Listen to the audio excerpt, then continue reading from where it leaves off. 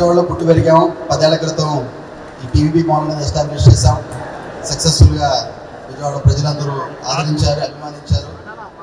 This is a great time for the development of Andhra Pradesh.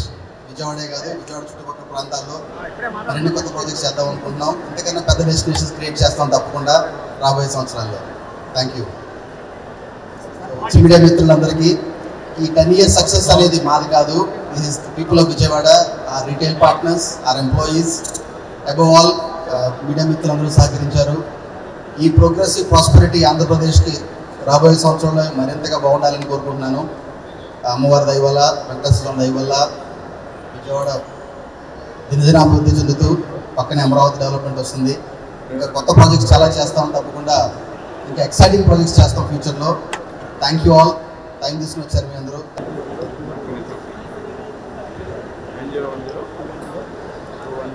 అంటే whatever little experience I have living around the world, ఈసారి I see tremendous opportunity for growth. ఆంధ్రప్రదేశ్లో the next 5 yearsలో huge investments of infrastructure, many entrepreneurs will come. We are also very committed to the development of Andhra Pradesh. I think this will be one of those golden periods for Andhra Pradesh next 5 years. So Amaravati master planning ఇంత చూసాము. Recent బడ్జెట్లో కూడా government allocation చూసాము. Various nodal agencies చూసిన opportunities చూస్తున్నాము. So I think every citizen of Andhra Pradesh is going to benefit in a very big way. It's a transformational area. Transformational time అంటారు చూసారా, once in a century లాగా. It's a transformational time. అంటే I'm just an entrepreneur. Whatever we can, మాకు opportunities వస్తున్నాయి. We will definitely create couple of landmarks in Amaravati. విజయవాడలో PVP square అలాగో అమరావతిలో కూడా డెఫినెట్లీ 1 or 2 landmarks క్రియేట్ చేస్తాం తప్పకుండా.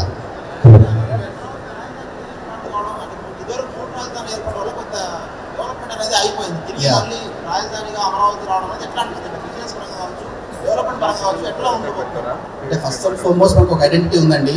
మన బ్యాక్ హ్యాండ్లో ఒక రాజధాని వస్తుంది, ఒక కొత్త ఇన్ఫ్రాస్ట్రక్చర్ క్రియేట్ అవుతుంది, గ్రీన్ ఫీల్డ్ క్యాపిటల్ క్రియేట్ అవుతుంది. So thousands of employment opportunities. అంటే కన్స్యూమర్ పవర్ పెరుగుతుంది. So it is economic speed. So rippling effect అంటాం. సో కీనేషన్ ఎకనామిక్స్లో సో ఒక ప్రతి ఫ్యామిలీకి స్పెండింగ్ పవర్ ఎక్కువ ఉన్నప్పుడు ఎకానమీ మచ్ మోర్ పాయింట్గా ఉంటుంది. సో నెక్స్ట్ 5 years ఇన్వెస్ట్మెంట్ జరిగే ఇన్వెస్ట్మెంట్స్ అన్ని నెక్స్ట్ ఆ తర్వాత 10 ఏళ్లలో సబ్స్టాన్షియల్ గ్రోత్ ఉంటుంది ఈ ఏరియాలో, ఈ రీజియన్లో.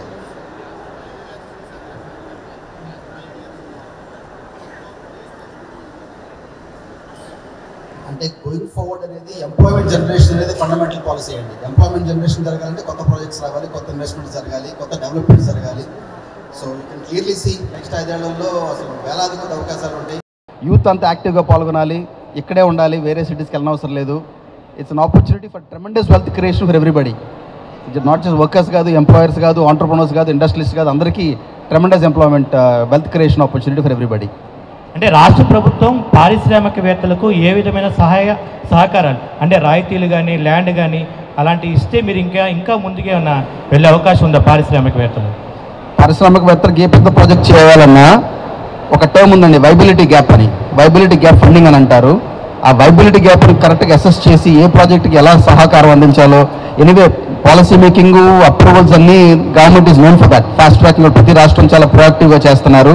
సో కొత్త ఆంటర్ప్రెన్యూర్స్ వెల్కమ్ చేస్తున్నప్పుడు ఆ పర్టికులర్ ఇండస్ట్రీస్లో ఆ వైబిలిటీ గ్యాప్ ప్రొవైడ్ చేస్తే డెఫినెట్గా వేలాది మంది ఇండస్ట్రియలిస్టులు ఇది ఈ రాష్ట్రానికి వస్తారని భావిస్తున్నాను.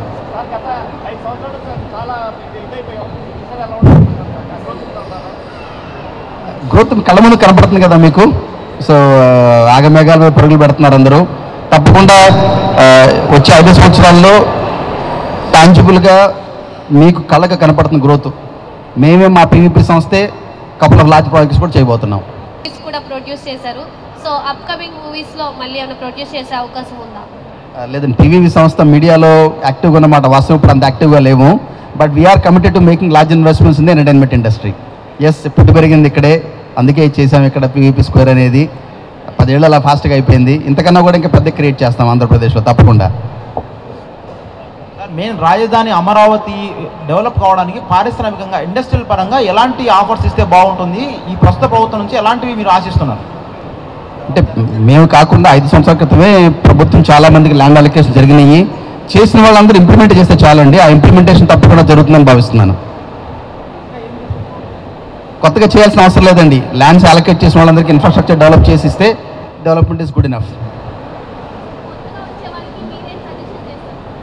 కొత్తగా వచ్చే వాళ్ళకి ఎక్కడికమ్మా?